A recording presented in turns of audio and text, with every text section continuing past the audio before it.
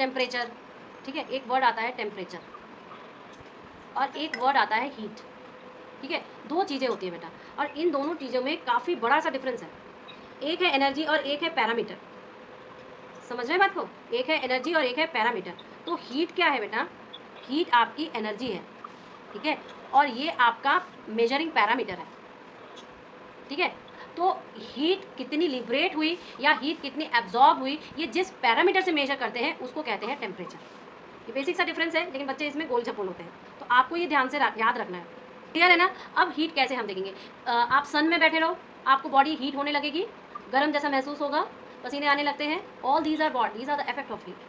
ठंडी का मौसम में जब धूप नहीं निकलती, आप लोग स्वेटर पहन लेते हो ढेर सारे, why, because your body needs a certain temperature. अपने आप को इक्विवेलेंस में रखने के लिए बॉडी को एक टेम्परेचर की जरूरत होती है, और वो सर्टेन टेम्परेचर आपको कैसे मिलेगा, आपको हीट से मिलता है, सन से मिलता है, इसलिए जब नहीं रहता है सन तो आपको दिक्कत होने लगती है, क्लियर। आगे बढ़ते हैं, ये आपको क्या बताया जा रहा है, ये आपको हीट के इफेक्ट देखो, अभी मैंने आपको ये एग्जांपल दिया, heat and it's effects. Heat form is a form of energy, यही मैंने अभी आपको बताया, ठीक है, heat is a form of energy. कैसे है, ये सारी चीज़ें हम आपको बताएंगे। जैसे देखो गैस का स्टोव, जो मम्मा बर्नर जलाती है किचन में गैस का, वो ऐसा दिखाई देता है कि फ्लेम उठता है कि नहीं।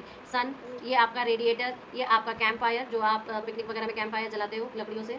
तो all these are what, they are producing heat, they are the source of heat. इन सबको हम लोग क्या कहते हैं, सोर्स ऑफ हीट बेटा, ठीक है। अब इस हीट का इफेक्ट ही हुआ कि हमने खाना बनाया, ठीक है, हमने अपने आप को वार्म रखा, ये सारे उसके इफेक्ट्स ही तो हैं, इफेक्ट से है। तो इसका मतलब हीट हुआ कैसे, एक्चुअली जब किसी बॉडी जो है, मान लो ये कोई ऑब्जेक्ट है, ये ऑब्जेक्ट कैसे बना, ढेर सारे मॉलिक्यूल से बना हुआ है, तो जब हम उसमें ये एनर्जी, हीट एनर्जी अप्लाई करते हैं बेटा, तो ये अपने एक बैलेंस इक्विलिब्रियम पोजीशन में रहता है। लेकिन जैसे ही हम इसको क्या कहते हैं कि एनर्जी देते हैं, हीट एनर्जी देते हैं, तो ये क्या हो जाता है, वाइब्रेट करने लगता है। उसकी एनर्जी हम जैसे इंक्रीज कर दिए, तो ऑब्जेक्ट के भीतर जो मॉलिक्यूल्स है वो वाइब्रेट करने लगते हैं, वाइब्रेट करेंगे तो एनर्जी रिलीज करेंगे क्यों, क्योंकि उन्हें तो स्टेबल होना है, तो वही हीट के फॉर्म में निकलता है, क्लियर। अभी आप लोग इतना ही समझो, क्लियर। क्या कह रहा है कि heat energy is possessed by an object due to the vibration of its molecule, clear.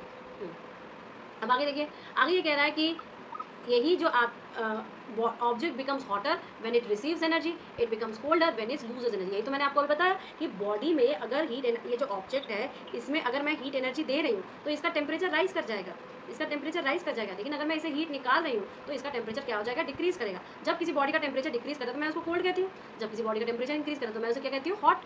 तो यानी कि बॉडी की हॉटनेस और बॉडी की कोल्डनेस हम इस बात पे डिपेंड करवाते हैं कि हम उसको टेम्परेचर दे रहे हैं या उसे टेम्परेचर, अरे उसको हीट एनर्जी दे रहे हैं या उसको हीट एनर्जी ले रहे हैं, ठीक है, ओके, क्लियर है ना। कभी आपने देखा है जब बर्फ़ को आप अपने हाथ में लेते हो तो वो गलने लगता है, क्यों गलने लगता है, क्योंकि आपके बॉडी से हीट निकल रही है, एनवायरनमेंट का हीट है, और वो जो आइस ऑब्जेक्ट है उसका खुद का जो टेम्परेचर वो डिक्रीज है, क्लियर है। तो हम लोग जब रिसीव कर लेते हैं तो हमें वो कोल्ड महसूस होने लगता है, ठीक है, हमें वो क्या महसूस होता है, कोल्ड महसूस होता है, क्योंकि उसका टेम्परेचर लो है। वार्मर कैसे है, कोई बॉडी वार्मर कैसे दिखाई दे रही है, क्योंकि हमारी वो हमें हीट एनर्जी दे रही है।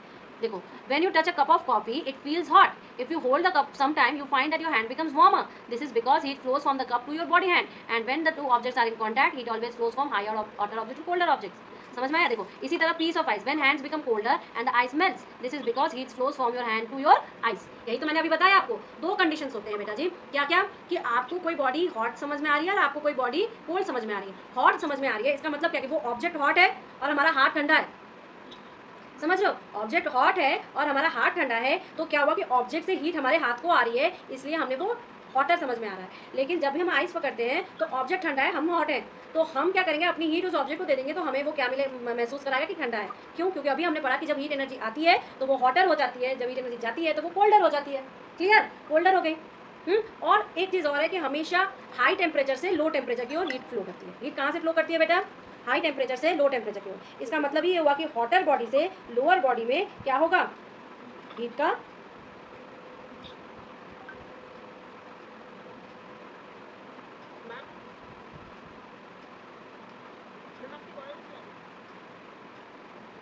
हाँ, जो आपकी हीट है उसका एक यूनिट है। देखो हर एक पैरामीटर का यूनिट होता है। अभी मैंने आपको हीट बताया, हीट क्या होता है, एनर्जी होती है, तो एनर्जी की यूनिट क्या होगी, जूल होगी, जूल होगी। तो इसका मतलब हीट की भी ऐसा यूनिट क्या है, जूल है, पहली चीज़। दूसरी चीज़, हीट को पहले ओल्डर यूनिट्स में कैलोरी बोला जाता था, अभी भी बहुत जगह कैलोरी ही बोला जाता है जब अमाउंट ज़्यादा हो जाता है। जैसे आप देखो ये हीट एनर्जी की कैलोरी है, मेडिसिन में या कोई खाने के चिप्स पैकेट में भी आप कैलोरी लिखा देखते हो, कैलोरी लिखा, वो दूसरी एनर्जी है, क्लियर है। तो वो बॉडी से, वो खाने के फूड से रिलीज एनर्जी है, ये एनर्जी दूसरी है, but calorie unit is the same. तो कैलोरी जो है ओल्डर यूनिट्स में लिखा जाता था, तो उस अच्छा डेफिनेशन जरूर पूछता है 1 कैलोरी का what is molar unit of heat, आप बोलोगे कैलोरी, और कैलोरी को कैल लिखते हैं, साथ ही साथ 1 कैलोरी कितने के बराबर होता है। हमेशा ध्यान रखना कि 1 कैलोरी एक ऐसा अमाउंट ऑफ हीट होता है, रिक्वायर होता है जब हम किसी बॉडी का टेम्परेचर, अगर उस बॉडी का मास 1 ग्राम है और हम बॉडी का टेम्परेचर 1 डिग्री सेल्सियस रेज करना चाह रहे हैं, तो जो हीट एनर्जी रिक्वायर्ड हुई उसे हम 1 कैलोरी कहेंगे, और 1 calorie is equal to 4.2 joule. ये इंपॉर्टेंट है, इसको मार्क करिए, इंपॉर्टेंट, ठीक है, इसको मार्क करिए, इंपॉर्टेंट। आगे बढ़े। नेक्स्ट देखिए टेम्परेचर। टेम्परेचर क्या होता है बेटा जी, अभी मैंने आपको बताया पैरामीटर कि हीट जो है वो एक एनर्जी है, लेकिन ये हीट एनर्जी कर कैसे रही है, तो उसको मेजर करने का भी तो कोई तरीका होगा ना, तो जिससे हम मेजर करेंगे वही क्या हो गया, हमारा टेम्परेचर हो गया। क्लियर। तो हीट एनर्जी को मेजर करने का जो आपका पैरामीटर होता है टेम्परेचर। अब हम इस टेम्परेचर को मेजर कैसे करेंगे, कोई आइडिया? तो आप बोलोगे कि इस टेम्परेचर को मेजर करने का जो तरीका होता है बेटा, वो क्या होता है, वो क्या होता है, बताओ। टेम्परेचर को हम लोग मेजर करते हैं थर्मोमीटर से। किससे मेजर करते हैं? हाँ, टेम्परेचर को हम थर्मोमीटर से मेजर करेंगे। क्लियर है ना? आगे बढ़े। नेक्स्ट क्या है कि अब ये थर्मोमीटर है, और थर्मोमीटर से हम मेजर करें तो हम इजीली बता देंगे ना कि कोल्डर बॉडी है कि हायर बॉडी है। थर्मोमीटर से ही बता देंगे हम इजीली कि कोल्डर बॉडी है कि हॉटर बॉडी है। ठीक है, तो थर्मोमीटर एज एन इंस्ट्रूमेंट। देखो यहाँ से बहुत सारे पैरामीटर्स निकलते हैं बेटा। क्या क्या पैरामीटर निकले बताओ? एक पैरामीटर आपका हीट निकला जो कि एनर्जी है, एक पैरामीटर आपका टेम्परेचर निकला जो कि खुद में क्वांटिटी है हीट एनर्जी को मेजर करने का, एक कीवर्ड निकला आपका थर्मोमीटर। थर्मोमीटर क्या होता है? थर्मोमीटर एक इंस्ट्रूमेंट होता है जो कि बॉडी के टेम्परेचर को बोलता है, ऑब्जेक्ट के टेम्परेचर को बोलता है। क्लियर ना? ओके। अच्छा, अब देखिए स्केल्स ऑफ टेम्परेचर। देखो मैंने जब हम लोग यूनिट्स एंड मेजरमेंट पढ़ रहे थे फर्स्ट में, तो हमने स्केल्स देखा था, सेल्सियस, फिर फ़ारेनहाइट, केल्विन, ये सारे देखे थे कि नहीं यूनिट्स एंड मेजरमेंट में? वही चीज़ सेम है, कुछ अलग नहीं है। ठीक है, तो ये क्या कह रहा है कि अगर ये क्या कह रहा है कि हमारे पास मेजर करने के लिए इस टेम्परेचर पैरामीटर को, किसी बॉडी हॉट है या कोई बॉडी आपकी कोल्ड है, इसको मेजर करने के लिए हमारे पास स्केल्स होते हैं, और इन स्केल्स को हम क्या कहते हैं? आइदर ये सेल्सियस में हो सकता है, आइदर ये आपके किसमें हो सकता है, फ़ारेनहाइट में हो सकता है। आप अच्छा बॉडी बताओ, जब नॉर्मल टेम्परेचर हम लोग बोलते हैं ह्यूमन बॉडी का वो 37 डिग्री सेल्सियस होता है। क्लियर। लेकिन यही जब फ़ारेनहाइट में बोलते हैं तो वो 98 पॉइंट समथिंग होता है। क्लियर। तो हम इसका मतलब क्या, वास्ट डिफरेंस है ना। फिर आपका केल्विन आता है। तो अब आप मुझे बताओ कि स्टैंडर्ड वाला क्या है, केल्विन है कि फ़ारेनहाइट है कि सेल्सियस है? कौन सा वाला स्टैंडर्ड है बेटा? नहीं, स्टैंडर्ड होता है केल्विन। ऐसा यूनिट जो होती है टेम्परेचर मेजरमेंट की वो होती है आपकी केल्विन। क्लियर। ओके। और ये जो केल्विन है बेटा, ये आपके कितने भी साइंटिफिक एक्सपेरिमेंट हो जाए उसमें ही आपको, ये जो आपका पानी बोलते हैं ना 100 डिग्री सेल्सियस में उबलता है, एक्चुअली 100 डिग्री सेल्सियस को हम लोग नॉर्मली बोलते हैं 373 केल्विन, 373 केल्विन। जबकि आपका जो फ़ारेनहाइट, ये सारे कन्वर्जन के फॉर्मूले हैं, मैं आपको बता दूंगी। और ये जो 0 डिग्री सेल्सियस है, एक्चुअल में जो ये फ्रीजिंग पॉइंट है, फ्रीजिंग पॉइंट किसका? वाटर का फ्रीजिंग पॉइंट। तो वाटर का फ्रीजिंग पॉइंट जो 0 डिग्री सेल्सियस बोला जाता है बेटा जी, एक्चुअली 273 केल्विन होता है। क्लियर। ओके। तो मेनली जो आपके 3 मेजरिंग स्केल्स होते हैं टेम्परेचर के, वो क्या क्या है? सेल्सियस, फ़ारेनहाइट और केल्विन। सबसे पहला जो है आपका वो है सेल्सियस। सेल्सियस में देखो मैंने आपको पहले भी बोला है। अब देखिए जब भी कोई स्केल होता है जिससे हम मेजर करते हैं टेम्परेचर को, उसमें आपके 2 पॉइंट्स होते हैं बेटा, या आप ये बोलोगे कि 2 लिमिट्स होते हैं, फिक्स पॉइंट्स होते हैं। एक होता है अपर लिमिट, एक होता है लोअर लिमिट। ठीक है, या आप अगर सेल्सियस की दृष्टि से बोलोगे तो एक होगा आपका क्या, एक होता है लोअर फिक्स पॉइंट और एक होता है अपर फिक्स पॉइंट। अब हम जब वाटर को लेते हैं अपना बेस, तो वाटर का बॉइलिंग पॉइंट क्या होता है? 100 डिग्री सेल्सियस, और फ्रीजिंग पॉइंट क्या होता है? 0 डिग्री सेल्सियस। ठीक है। ओके। तो ये आपका जो सेल्सियस स्केल है ये काफ़ी वाइडली यूज्ड, प्रचलित, पॉपुलर बोलो, पॉपुलर या वाइडली यूज्ड स्केल है। क्लियर।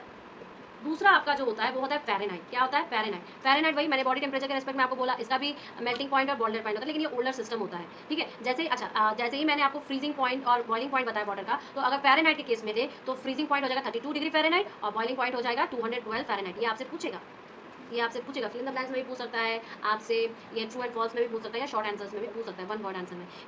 सबके स्केल का बॉइलिंग पॉइंट वाटर का याद रखना है, चाहे वो फ़ारेनहाइट हो, चाहे वो केल्विन हो, चाहे वो आपका क्या सेल्सियस हो। क्लियर। अब आप आ जाओ केल्विन में। तो केल्विन का जब देखते हैं बेटा, तो केल्विन जो होती है, मैंने अभी बोला साइंटिफिक स्केल पर यही वर्क करती है।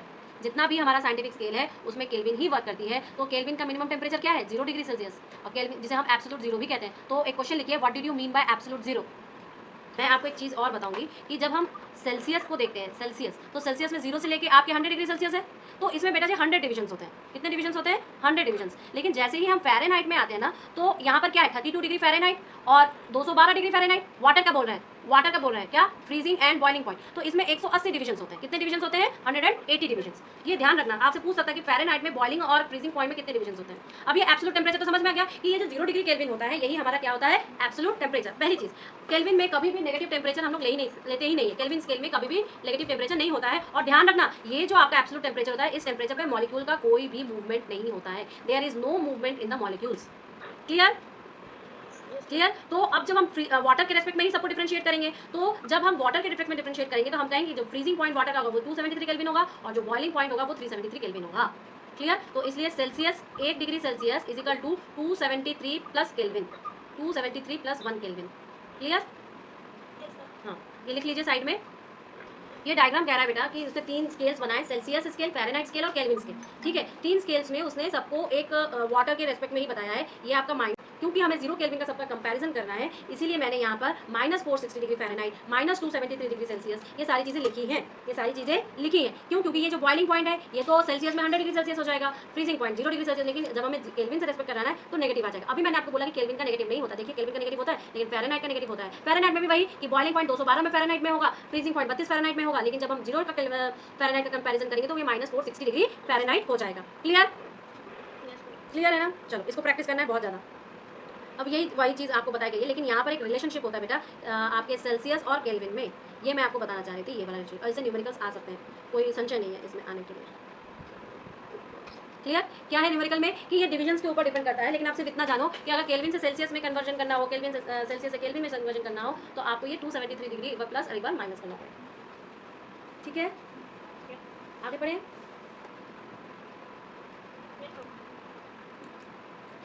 अब देखो इसने वही किया है, कैसे कन्वर्जन कर रहे हैं। तो 100 डिवीजन सेल्सियस स्केल में होते हैं, अभी बताया, और 180 डिवीजन किस में होते हैं, फ़ारेनहाइट वाले स्केल में। ठीक है, तो देखो एक डिवीजन ऑफ सेल्सियस स्केल कितना होगा, इतने फ़ारेनहाइट होंगे डिविजन्स, या आप बोल दोगे 9/5 फ़ारेनहाइट डिविजन्स होंगे, 9/5 फ़ारेनहाइट डिविजन्स होंगे। तो ये न्यूमेरिकल देखो इसी पर ही बेस्ड है। And air conditioner what set to a temperature 20 degree Celsius express the temperature Fahrenheit. अभी मैंने बताया, ये इंपॉर्टेंट सा है, इसको स्टार बनाइए, न्यूमेरिकल पूछेगा आप लोगों से। क्लियर? हाँ, तो क्या हो रहा है इसका मतलब हम 0 डिग्री सेल्सियस में हमेशा 32 डिग्री फ़ारेनहाइट का कन्वर्जन में इस्तेमाल करेंगे, जैसे उसमें 273 का इस्तेमाल करते थे। तो ये आपका फॉर्मूला है बेटा। फिर इसी तरह ही आपका अगर कन्वर्जन करना है तो ये भी आपका वही फॉर्मूला ही है, इसी का ही उल्टा है।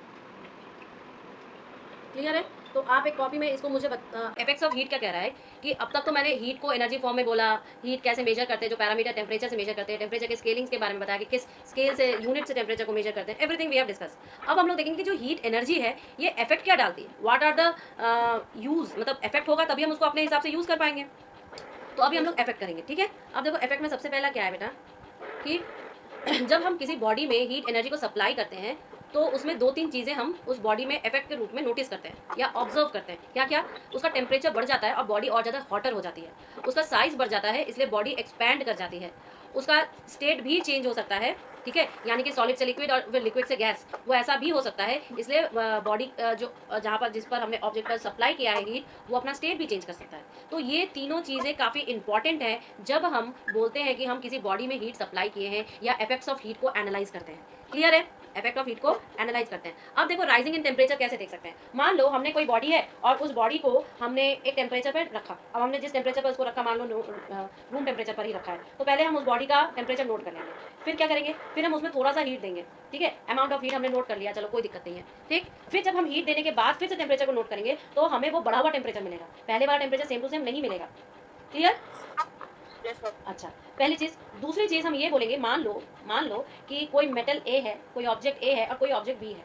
ठीक है, अब इस ऑब्जेक्ट को राइज कराने 1 डिग्री सेल्सियस टेम्परेचर राइज कराने के लिए जितनी मान लो कि एक्स अमाउंट ऑफ हीट दिया गया है, जरूरी नहीं है कि इस बी बॉडी का भी टेम्परेचर 1 डिग्री सेल्सियस राइज कराने के लिए हमें एक्स अमाउंट का ही हीट या एक्स जूल हीट ही देना पड़े, हमें वाई जूल हीट भी दे सकते हैं। ठीक है, हमें कोई ज़रूरी नहीं है कि सारे जो ऑब्जेक्ट है वो सेम ही आपका अमाउंट ऑफ हीट ले। ठीक है, क्लियर है? जैसे देखो यहाँ पर बताया गया है कि a kilogram of water needs 4200 joule of heat to rise 1 degree Celsius, whereas 1 kg of aluminium needs 490 joule of heat to rise the same, मतलब 1 डिग्री सेल्सियस। जबकि सिल्वर को 223 डिग्री सेल्सियस 1 kg को चाहिए होता है, copper को 386 joule चाहिए होता है। समझ रहे हैं? हर ऑब्जेक्ट को अलग अलग अमाउंट का जूल चाहिए 1 डिग्री सेल्सियस बढ़ाने के लिए। ठीक है, अच्छा, अब मैंने इसको क्या किया, आपने ऑब्जेक्ट को दिया हीट। अगर मान लो ऑब्जेक्ट ने अपने सराउंडिंग में हीट दिया, ऑब्जेक्ट ने हीट दिया, ना कि ऑब्जेक्ट को हीट दिया। क्लियर? तो अगर ऑब्जेक्ट ने हीट गिवन आउट किया है सराउंडिंग में, तो उस ऑब्जेक्ट का टेम्परेचर क्या हो जाएगा? डिक्रीज हो जाएगा। और ऑब्जेक्ट को अगर मैं टच करूँ तो ऑब्जेक्ट मुझे कैसा अपीयर होगा? ठंडा अपीयर होगा, कोल्ड अपीयर होगा।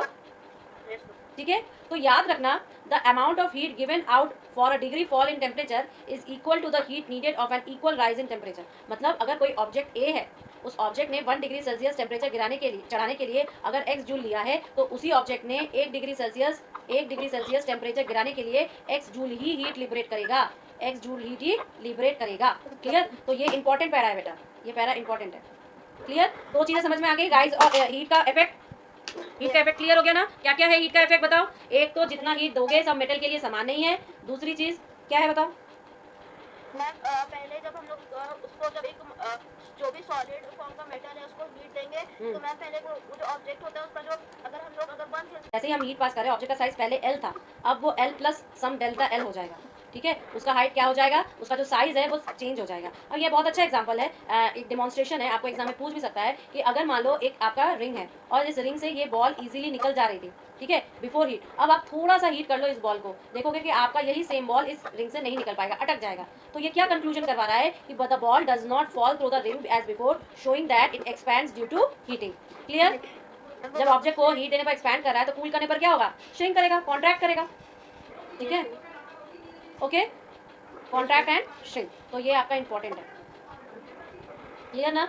ये जो आपका थर्मल एक्सपेंशन है, जैसे इस एग्जांपल में मैंने बोला कि बॉल है और बॉल आपका एक्सपैंड कर रही है, तो थर्मल एक्सपेंशन सिर्फ और सिर्फ बॉल्स का नहीं होता, ये आपके हर चीज़ का होता है। मतलब आपके गैसेस का भी होता है, आपके लिक्विड्स का भी होता है, हर चीज़ का थर्मल एक्सपेंशन। जैसे कि गैसेस अगर हीट करने पर एक्सपैंड करेंगी तो उसके मॉलिक्यूल्स और दूर दूर जाएंगे। ठीक है, तो ओरिजिनल इसके ऊपर डिपेंड करता है। देखो आपके पास एक एक्सपेरिमेंट भी है इसके ऊपर, जैसे कि देखो, to demonstrate thermal expansion of gas, मतलब एयर का, एयर क्या है? गैस है। अब बलून को देखो, ये बलून के ऊपर ये एक्सपेंशन है, बलून के ऊपर बढ़ा दो, ठीक है, और फिर तो ये ऐसा बुझा हुआ सा रहेगा। लेकिन जैसे ही उसको आप हॉट वाटर में डाल दोगे ना, बलून को जैसे ही आप हॉट वाटर में डाल दोगे तो वो बलून क्या करेगी? एक्सपैंड करने लगेगी। ठीक है, मतलब फूल जाएगी, उसमें एयर भर जाएगा। तो इसका मतलब आप क्या करोगे? क्या कहोगे कि आपका एयर जो है एक्सपैंड हुआ है। क्लियर? आपका एयर एक्सपैंड हुआ है, तो आप क्या करोगे बेटा जी? ये समझ में तो आ रहा है ना आपको कैसे करना है? कि ये कह रहा है कि कैसे गैस का एक्सपेंशन हो रहा है, आप एक एक्सपेरिमेंट से डिमॉन्स्ट्रेट करो। तो उसको गर्म पानी में रखने पर ये अपने आप फूल गया, जबकि पहले ये नहीं फूला था। तो दो एग्जांपल्स हो गए या दो एक्सपेरिमेंट हो गए जिसमें कि आपको दिखाना पड़ेगा कि एक बार सॉलिड का एक्सपेंशन हो रहा है और एक बार गैस का एक्सपेंशन हो रहा है। ठीक है, क्लियर है ना? अब देखो एक चीज़ मैं और बताऊंगी आपको कि एनॉर्मलस एक्सपेंशन ऑफ वाटर। वाटर का एक्सपेंशन आप कैसे देख सकते हो? ये थोड़ा सा अटपटा सा है। ठीक है, क्यों? क्योंकि वाटर जो होता है दूसरे लिक्विड के रेस्पेक्ट में आप बोलोगे थोड़ा सा डिफरेंट बिहेव करेगा। कैसे डिफरेंट बिहेव करेगा? अब दूसरे जब लिक्विड्स को ठंडा किया जाता है, it contracts till reaches 4 degree Celsius. Below this temperature water molecules arrange themselves in the form of crystal. और 4 डिग्री सेल्सियस से 0 डिग्री सेल्सियस से water expands on cooling. Because of this ice is less dense then liquid water and floats on it. समझ रहे हो बात को? कोई चीज़ float तभी करेगी जब उसकी डेंसिटी जिसके ऊपर फ्लोट करी उससे कम होगी। ठीक है, कोई लिक्विड तभी फ्लो करती है जब उसकी डेंसिटी जिस लिक्विड में उसको रखा जाता है उस चीज़ से कम हो। दूसरी चीज़, जब आप 4 डिग्री से और ज़्यादा नीचे कूल करते हो वाटर को टिल 0 डिग्री सेल्सियस तक, तब ये एक्सपैंड करती है, ना कि, ठीक है, तब ये क्या करती है? एक्सपैंड करती है। तो वाटर का बिहेवियर अलग है। दूसरी टाइम इतने देर तक आप क्या देखते हैं? हीट देने पर एक्सपेंशन हो रहा है, इसमें कूलिंग करने पर एक्सपेंशन हो रहा है। क्यों? क्योंकि वाटर के जो मॉलिक्यूल्स होते हैं बेटा, वो अपने आप को बेटा जी रीअरेंज करते हैं, ऐसे अरेंजमेंट करते हैं कि वो क्रिस्टल फॉर्म में आ जाए। क्लियर?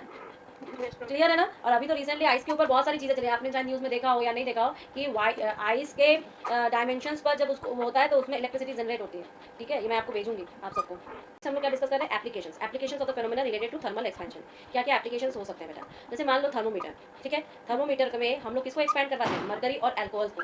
ठीक है, पहले अभी तो आपके पास हम लोग के पास डिजिटल थर्मोमीटर हो गए हैं, पर पहले हमारे पास जो सिंपलेस्ट जो थर्मोमीटर था, इवन आप लैब्स में भी देखोगे कुछ कहीं कहीं जो कॉलेज के कमर्शियल लैब्स होते हैं वहाँ पर आपको मरकरी वाले ही थर्मोमीटर मिलेंगे। तो ये जो बॉल टिप होती है ना, यहाँ पर मरकरी फिल होती है और मरकरी एक्सपैंड करती है और वही टेम्परेचर स्केल को दिखाती भी है। क्लियर है? तो आप बोलोगे कि कैसे? तो देखिए यहाँ पर देखिए, ये कह रहा है कि जो लिक्विड थर्मोमीटर जो होते हैं वो एक्सपेंशन करते हैं और एक्सपेंशन करके हमें टेम्परेचर बोल रहे हैं। यानी कि ये इसका एक एप्लीकेशन हो गया कि नहीं, थर्मल एक्सपेंशन का। अब आपसे एग्जाम में ये एक्सपेंशन पूछेंगे। अब देखो next, we pour hot water on the bottle lid if the too tight open and makes the expand silently and opens easily. समझ रहे हो? हम लोग हॉट वाटर बॉटल में डाल देते हैं जिससे कि वो इजीली खुल जाए। ठीक है। तीसरा, रेलवे के ट्रैक में स्मॉल गैप्स रखते हैं। जो रेलवे की ट्रैक होती है ना बेटा, उसमें बीच में एक स्मॉल गैप रखा जाता है। क्यों रखा जाता है? जिससे कि अगर जब रेलवे ट्रैक रेल्स चलेंगी, ट्रेन चलेंगी उसके ऊपर, तो वो फ्रिक्शन से गर्म हो जाएगा तो एक्सपैंड होगा तो उसके बीच में जगह होगी, तो ही ना वो हेल्पफुल मिलेगा, होगा कि नहीं हेल्पफुल? Yes, ma'am. इसलिए इस एक्सपेंशन के ये सारे इफेक्ट होते हैं और एप्लीकेशंस हम लोग देखते हैं। नेक्स्ट देखो, ब्रिजेस के भी यही हाल है, एक्सपैंड करता है, कॉन्ट्रैक्ट करता है। तो इस टेम्परेचर वेरिएशंस को देखने के लिए ही क्या किया गया है, place on rollers at the end. ये देखो, in the steel bridges the girders are fixed at one end and are placed rollers at the other end. ठीक है, क्यों? क्योंकि एक्सपेंशन होगा कभी, कॉन्ट्रैक्शन होगा कभी, इस वजह से। क्लियर? इसके बाद इफेक्ट्स में आ जाओ कि जितने भी इलेक्ट्रिक और टेलीफोन केबल्स होते हैं, पोल्स के बीच में एक्सपैंड कर सकते हैं हीट के समय, डे टाइम में। तो इससे कैसे बचा जाए? तो केबल्स को कॉन्ट्रैक्ट और sag less during the night and cool down. तो इस केबल को टू ज़्यादा तेज नहीं टाइट किया जाता है। ठीक है, ज़्यादा तेज उसको टाइट करके फिक्स नहीं किया जाता। क्लियर? ये ऐसा क्यों किया जाता है? क्योंकि दिन में तो ये क्या हो जाते हैं, टाइट हो जाते हैं ना, एक्सपैंड करके। जबकि रात को तो ठंडा टेम्परेचर हो जाता है, तो ठंडा टेम्परेचर हो जाएगा तो फिर क्या होगा, दिक्कत हो जाएगी ना, कोलाइड कर सकता है, इस वजह से। इसके बाद देखो, बाई मेटेलिक स्ट्रिप्स पेयर्स होते हैं, ब्रास एंड आपका जो पेयर ऑफ ब्रास और आयरन स्ट्रिप्स होते हैं, उनको फिक्स टाइटली नहीं किया जाता। क्यों? क्योंकि जब वो ब्रास एक्सपैंड करेगा मोर हीट आयरन के रेस्पेक्ट में, ब्रास ज़्यादा एक्सपैंड करता है आयरन के रेस्पेक्ट में, और इस वजह से जो बायोमेटल स्ट्रिप्स बेंड हो सकती है आयरन साइड में हीट करने पर, तो उसको स्ट्रेट रखने के लिए हम लोग ऑन कूलिंग, ठीक है, तो it is use as a thermostat in appliances such as clothes irons, water heaters and toasters to keep the temperature required level. समझ में आ रहा है ये चीज़? क्लियर है ना? ये सारी चीज़ें हम लोग क्या डिस्कस कर रहे हैं बेटा, आप सब बोलो। ये सारी चीज़ें हम सब डिस्कस कर रहे हैं जिसके ऊपर इफेक्ट्स या एप्लीकेशन जो कि थर्मल एक्सपेंशन से रिलेटेड है। नेक्स्ट एप्लीकेशन देखिए, जो कोल्ड प्लेसेस होते हैं, वो वाटर जो होता है कलेक्ट किया जाता है, cracks rocks expands and turns ice. ठीक है, टेम्परेचर जब 0 से नीचे पहुंच जाता है। अभी हम लोग पढ़े ना, आइस का ठंडा होने का जो फेनोमिना है वो अलग होता है। तो आइस जो बनी, बर्फ जो बनी, वो तो पानी से ही बन रही है ना, रॉक्स वगैरह में, तो एक्सपैंड करने पर रॉक्स क्या हो जाती है, टूट जाती है, ब्रेक हो जाती है। क्लियर है ना? ये देखो, leading to the formation of soil, building और अदर स्ट्रक्चर्स में also damage the such expansion. ये देखिए, क्लियर? ये मैंने आपको बोला ना, थोड़ा थोड़ा गैप रखा जाता है रेल्स के में, यही दिखाया गया है आपको। क्लियर है ना? अब आपका फिल इन द ब्लैंक्स आया है। उसके बाद चेंज ऑफ स्टेट, समझ रहे हो? अब तक हम लोगों ने जो देखा वो उसके इफेक्ट्स थे, और इफेक्ट से क्या हमें एप्लीकेशन में यूज़ किया, दैट इज डिफरेंट केसेस। अब हम लोग जो देखेंगे वो उसके स्टेट को कैसे चेंज कर रहा है, ये देखेंगे। तो उसमें सबसे पहला है मेल्टिंग और फ्यूजन। इसमें ये बोला है कि अगर आप किसी सॉलिड को हीट करते हो तो क्या होगा, हीट करने पर उसके मॉलिक्यूल्स एनर्जी को गेन करेंगे, मॉलिक्यूल्स एनर्जी को गेन करेंगे। अब जैसे ही एनर्जी गेन होगी तो वो क्या करेगा, वाइब्रेट करेगा, फास्टर वाइब्रेट करेगा कि नहीं।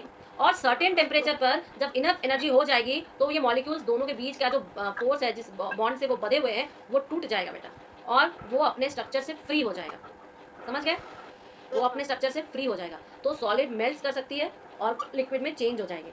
ठीक है, और इसी टेम्परेचर को हम लोग मेल्टिंग पॉइंट कहते हैं। जैसे आइस का मेल्टिंग पॉइंट 0 डिग्री सेल्सियस होता है। आइस का मेल्टिंग पॉइंट क्या होता है, 0 डिग्री सेल्सियस। समझ में आया क्या बात हुई? हमने क्या कहा, हमने ये कहा कि मेल्टिंग या फ्यूजिंग सबसे पहला हम लोग इफेक्ट पढ़ रहे हैं चेंज इन स्टेट का।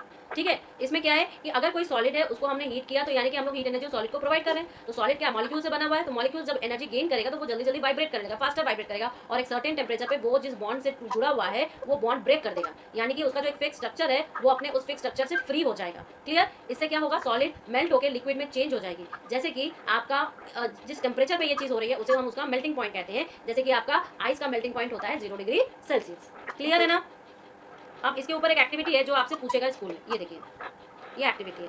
क्लियर? इसमें क्या बताया गया कि व्हाइट एक बार आप आइस को क्रश करके एक फनल में रखो और उसमें एक टेम्परेचर डाल दो। आप क्या देखोगे, आइस ऐसे क्रश्ड है, लेकिन जैसे ही उसका मेल्टिंग पॉइंट रीच हो जाएगा ना बेटा जी, आपको आइस पानी में दिखने लगेगा। तो आप क्या कहोगे, कंक्लूजन क्या निकलेगा इसका, कि the reading of the thermometer remains constant eight 0 degree Celsius till the ice melts completely.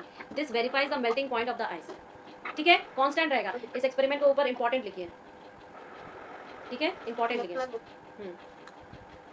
Next क्या है, फ्रीजिंग और सॉलिडिफिकेशन। अब बोला कि the process of by which एक लिक्विड चेंज होगा सॉलिड में, उसे हम क्या कहेंगे, फ्रीजिंग कहेंगे। समझ रहे हो बात को? लिक्विड जब सॉलिड में चेंज होगा तो हम उसको फ्रीजिंग कहेंगे, यानी कि हम टेम्परेचर क्या कर रहे हैं, लिक्विड को सॉलिड में, यानी कि हम टेम्परेचर कम कर रहे हैं, आई एम कूलिंग डाउन। तो जब चेंज होगा उसको हम तो फ्रीजिंग पॉइंट कह देते हैं। तो the melting and freezing points are same of a substance. The melting and freezing points are the same of a substance. ठीक है, क्लियर है? अब इवेपोरेशन या बॉइलिंग, इवेपोरेशन या बॉइलिंग का मतलब क्या होगा कि बॉडी अगर लिक्विड स्टेट में है तो वो गैसियस स्टेट में चली जा रही है, इवेपोरेशन। समझ रहे हो? बॉयल हो रही है, बॉयल होने के बाद वो किसमें चेंज हो जा रही है, गैसियस स्टेट में। तो वही चीज़ बोला गया है कि जब लिक्विड में हम वाइब्रेट करेंगे, मॉलिक्यूल से एनर्जी प्रोवाइड करेंगे, हीट एनर्जी प्रोवाइड करेंगे, तो वो वाइब्रेट होने लगेगी, वाइब्रेट होगी तो इसका मतलब क्या है कि जब वो इतनी एनर्जी गेन कर लेती है कि वो अपने लिक्विड से एयर में चेंज हो जाए, इसी प्रोसेस को हम क्या कहते हैं, इवेपोरेशन। और इस प्रोसेस में लिक्विड चेंजेस इनटू वेपर और गैस, ठीक है। This process takes place at the temperature below the boiling point. It is slow change, water spilled on the floor disappears in a while due to evaporation. Clear है? ये line आपको बतानी पड़ेगी कि evaporation पहले हो जाता है बॉइलिंग पॉइंट के। इवेपोरेशन का टेम्परेचर लो होता है बेटा, इवेपोरेशन का टेम्परेचर जो होता है, लो होता है। हाँ, ठीक है, लो होता है किसके रेस्पेक्ट में, with respect to boiling point, ठीक है। क्लियर है ना? ये चीज आपसे पूछ सकता है। साथ ही साथ आपको बोलेगा कि what did you mean by evaporation, what did you mean by evaporation. फिर आपसे पूछेगा बॉइलिंग किसे कहते हैं, जब ये इवेपोरेशन है तो बॉइलिंग क्या होगा। तो हम कहेंगे कि जब हम लिक्विड को हीट दे रहे हैं, मोर और मोर मॉलिक्यूल्स अपने सरफेस गेन कर रही है और एनर्जी इतना है कि वो स्केप हो जाए एयर में, तो लिक्विड गैस में डायरेक्टली चेंज हो जाएगी हीट करने पर सर्टेन टेम्परेचर पर, उसे हम बॉइलिंग कहेंगे। क्या कहेंगे? बॉइलिंग। तो आपके पास इवेपोरेशन का भी डेफिनेशन है, आपके पास बॉइलिंग का भी डेफिनेशन है, ठीक है। क्लियर है ना? तो इसमें क्या होता है, happens is called boiling point end of the liquid. The boiling point of water is 100 degree Celsius. Boiling is a fast change. Evaporation कैसा चेंज है? देखो आपसे डिफरेंस पूछेगा, आपसे डिफरेंस पूछेगा किसका, इवेपोरेशन का और बॉइलिंग पॉइंट का। क्लियर है? तो बॉइलिंग पॉइंट कैसा है, फास्ट चेंज है, जबकि इवेपोरेशन कैसा है, स्लो चेंज है। क्लियर?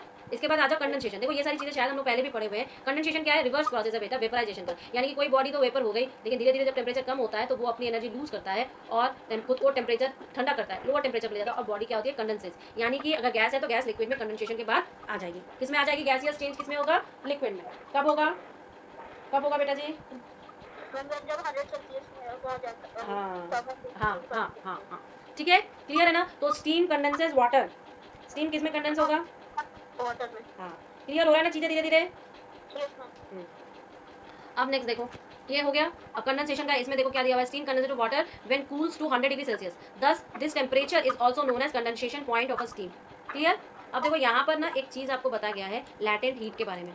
क्लियर? तो वाटर जो है आपका 100 डिग्री सेल्सियस पे बॉयल होता है और ये बॉइलिंग कांस्टेंट रहती है जब तक ना वाटर स्टीम में कन्वर्ट हो जाए बेटा। ये बहुत ध्यान देने वाली चीज है, ठीक है। ये तब तक रहेगा जब तक, तो heat required to change this state is called latent heat of vaporisation. आप ये याद करोगे और अभी लिखोगे आप सभी, ठीक है। Latent heat of vaporisation, clear, of water, ठीक। अब जब after all the water is boil, if more heat is supplied, जब सारा पानी बॉयल हो जाएगा और फिर भी हम उसको हीट दिए जा रहे हैं तो steam rises again. The boiling point and latent heat of vaporisation very for different substance. अलग अलग सब्सटेंसेस के लिए अलग अलग होता है। तो चेंज ऑफ स्टेट देखो, सॉलिड से गैस में और अगर सॉलिड से लिक्विड में चेंज हो रहा है तो ये आपके डिफरेंट प्रोसेसेस का नाम है, ये एग्जाम में आता है, इंपॉर्टेंट है। तो आप मुझे ये लिख के दिखाओ और ये डायग्राम ड्रॉ करो।